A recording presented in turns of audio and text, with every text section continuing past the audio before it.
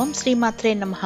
కార్తీక పురాణం 6వ అధ్యాయం కార్తీక మాసం దీపదాన విధి మహత్యం గురించి ఇప్పుడు మనం తెలుసుకుందాం. ఓ రాజశ్రేష్ఠుడా, ఏ మానవుడు కార్తీక మాసం 4 రోజులు పరమేశ్వరుణ్ణి శ్రీ మహావిష్ణువుని పంచామృత స్నానం చేయించి కస్తూరి కలిపిన మంచి గంధపు నీటితో భక్తిగా పూజించునో అటు వారిని అశ్వమేధ యాగము చేసినంత పుణ్యము దక్కును. అటులనే ఏ మానవుడు కార్తీక మాసం అంతయు దేవాలయం నందు దీపారాధన చేయుచో వాడికి కైలాసము ప్రాప్తించును.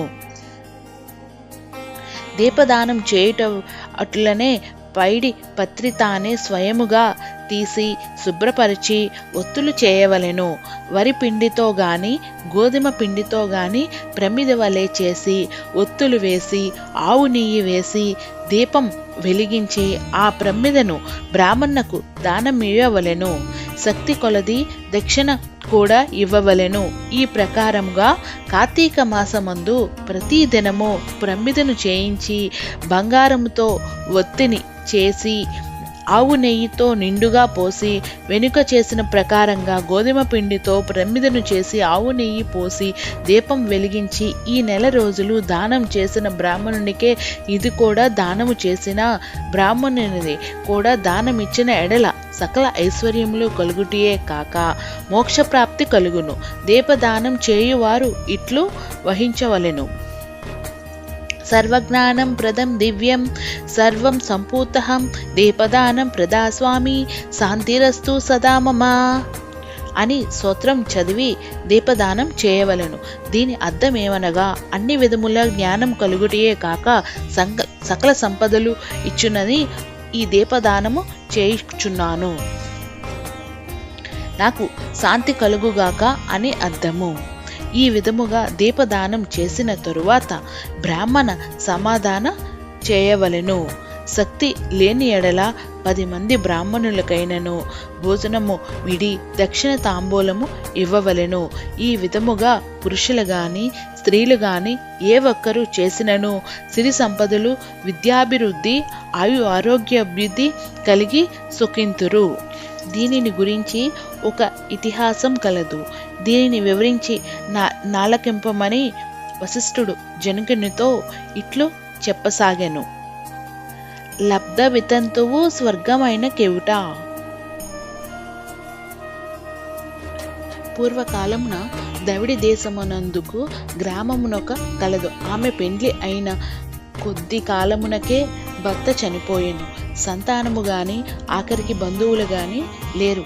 అందుకే ఆమె ఇతరుల ఇండ్లలో దాసి పని చేయుచు అక్కడనే భుజించుచు ఒకవేళ వారి సంతానం కొలది వారి సంతోషము కొలది ఏమైనా వస్తువులు ఇచ్చిన ఎడల ఆ వస్తువులు ఇతరులకు హెచ్చు ధరలకు అమ్ముకొనుచు ఈ విధముగా తన వద్ద పోగైన సొమ్మును వడ్డీలకి ఇచ్చి మరింత డబ్బును కూడబెట్టుకొనుచు దొంగలించకుండా తీసుకువచ్చిన వస్తువులు తక్కువ ధరకే కొని ఇతరులకు ఎక్కువ ధరకు అమ్ముకొనుచు సొమ్ము కూడబెట్టుకొనుచుండెను.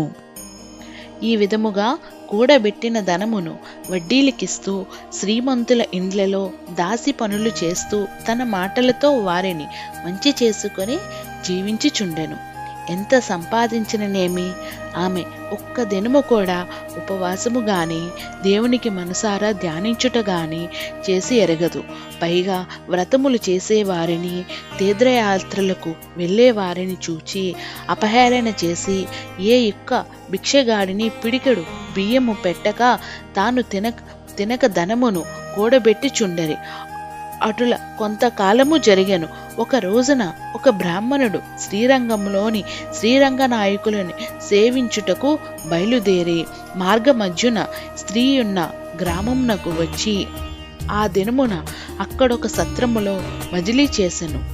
అతడ గ్రామంలోని మంచి చెడ్డలను తెలుసుకొని ఆ పిసనారి స్త్రీ సంగతి కూడా తెలుసుకొని ఆమె కడకు వెళ్ళి, అమ్మా, నా హిత వచనము లాలకింపుము. నీకు కోపము వచ్చినా సరే నేను చెప్పుచున్న మాటలను అలికింపుము. మన శరీరము శాశ్వతం కావు, నీటి బుడగల వంటివి. ఏ క్షణంలోనైనా మృత్యుము మనలను తీసుకోపోవునో ఎవరూ చెప్పలేరు. పంచభూతములు సప్తధాతువులతో నిర్మించిన ఈ శరీరంలో ప్రాణజీవము పోగానే చర్మము మాంసము కుళ్ళి దుర్వాసన కొట్టి అసహ్యముగా తయారవును. అటువంటి ఈ శరీరాన్ని నీవు నిత్యమని భ్రమించుకుంటున్నావు. ఇది అజ్ఞానంతో కూడిన దురాలోచన. తల్లి, నీవు బాగా ఆలోచించుకొనుము. అగ్నిని చూచి మిడత దానిని తిందామని భ్రమించి దగ్గరకు వెళ్ళి భస్మమగుచున్నది. అటులచే మానవుడు కూడా ఈ తనువు శాశ్వతమని నమ్మి అంధకారంలో బడి నశించుచున్నారు. కాన నా మాటలు ఆలకించి నీవు తినక ఇతరులకు పెట్టక అన్యాయముగా ఆర్జితమైన ధనము ఇప్పుడైనా పేదలకు దాన ధర్మాలు చేసి పుణ్యము సంపాదించుకోము. ప్రతి దినమును శ్రీమన్నారాయణ్ణి స్మరించి వ్రతాధికములను చేసి మోక్షము నొందుము. నీ పాప పర్యాయములు వచ్చి కార్తీక మాసము అంతయు ప్రాతకాలము నదీ స్నానము ఆచరించి దాన ధర్మాలు చేసి బ్రాహ్మణులకు భోజనం పెట్టినచో వచ్చే జన్మలో నీవు పుణ్యవతవై సకల సౌభాగ్యములు పొందగలవని ఉపదేశం ఇచ్చెను. ఆ వితంతురాలు బ్రాహ్మణుడికి చెప్పిన మాటలు తన్మురాలై మనసు మార్చుకొని నాటి నుండి దాన ధర్మాలు చేయుచు కార్తీక మాస వ్రతమాచరించుటయే జన్మరాహిత్యమై మోక్షము నొందెను. కావున కార్తీక మాస వ్రతములో అంత మహత్యము ఉన్నది. ఇట్లు కార్తీక స్కాంద పురాణతంగ వశిష్ఠపోక్తుల కార్తీక మహత్య మండలి 6వ అధ్యాయము 6వ రోజు పారాయణం సమాప్తం.